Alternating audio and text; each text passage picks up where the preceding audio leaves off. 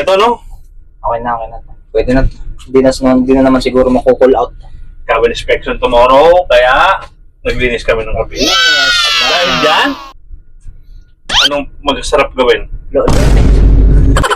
Dahil dyan, masarap mag-noodles. Let's go!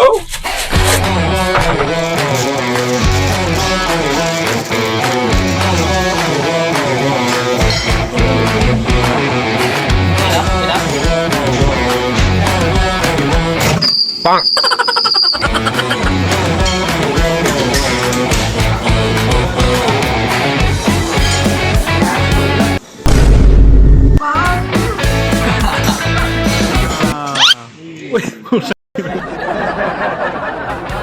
So, isa nga sa mga napakasarap gawin dito sa barko mga Boss Papi is yung kumain kayo ng sabay-sabay ng noodles or pancit canton. At syempre, hindi mawawala yung kulitan at yabangan. Hindi. Maraming ganun. Tatlo lang yung tok-tok-tok mo. Tok-tok-tok-tok-tok. Ayan. Hello? Bonk. Good morning. Morning, sir. Sir, are you available? Sir, regarding for my ruta, sir. Is it possible? Can be? What do you like to know for your route? Sir, kailangan ba na ako? At nahihirapan nga daw siya mag-explain sa boss namin kasi English mga Boss Papi. Kaya ang sabi niya, wag na lang. Kaya magmukbang na lang daw siya kaysa mag-English. SMR. Ugok. Kalat.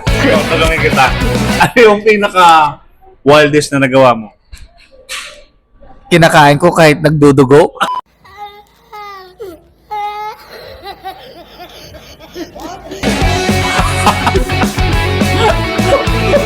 Oh my God. Uy, mali. Video yan.